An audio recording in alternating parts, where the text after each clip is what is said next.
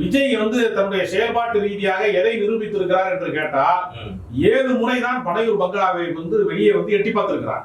அது ஒவ்வொரு நிகழ்வுமே நீங்க பாத்தீங்கன்னா அது முழுமையாக மக்களோடு கலக்காம ஒரு முறை கொடி அறிமுகம், ஒரு முறை மாநாடு, ஒரு நாள் வந்து புத்தக வெளியிட்டுதா, ஒரு நாள் வந்து பெரியாருக்கு வந்து நான் வந்து பிறந்த நாளைக்கு வந்து மாலை அணிவிக்கிறேன், ஒரு நாள் ஆளுநர் மாளிகைக்கு போய் வருகிறேன், வந்து மனு அளிக்க போகிறேன், அடுத்த நாள் வந்து பரந்தூருக்கு போகிறேன்.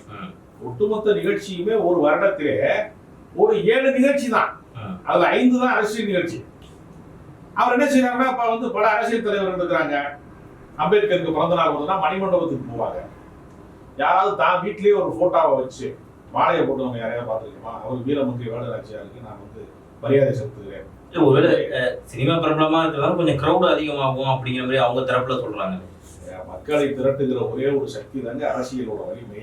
எதற்காக வந்து நீங்க மிகச்சிறந்த சிந்தனையாளர்கள், அறிஞர்கள், தத்துவ ஞானிகள்லாம் அரசியல்ல வந்து வென்றவர்கள் அல்ல. உங்களுக்கு பின்னால் ஒரு கூட்டம் திரளுகிறது என்று சொன்னால் ஓட்டுக்கு திரளுகிறது என்கிற கணக்கிலே தான் உங்களுடைய தலைவர் என்று கொஞ்சம் பேர் அழைக்கிறார்கள் அல்லது விரும்புகிறார்கள். இப்போ கூட்டமே வரக்கூடாது என்று சொன்னால் ஓட்டு வரக்கூடாது என்று அர்த்தம் இருக்கிறது. என்னை பார்க்க யாருமே வராது என்ன அர்த்தம்? கட்சி தலைவர் என்கிற அவரை பார்ப்பதற்கு எப்பொழுதுமே ஒரு கூட்டம் இருந்து கொண்டே இருக்கும். இதுதான் எல்லா கட்சிகளுடைய நடைமுறை, இவருக்கு மட்டுமல்ல. சினிமா நட்சத்திரம் என்பதனால கொஞ்சம் வெகு மக்கள் வேடிக்கை பார்க்கிற இடத்திலே அவர் இருக்கிறார் என்று வேண்டுமானால் எடுத்துக்கொள்ளலாமே தவிர அதுதான் அவருடைய தகுதியை, வேற என்ன அவருக்கு தகுதி இருக்கிறது?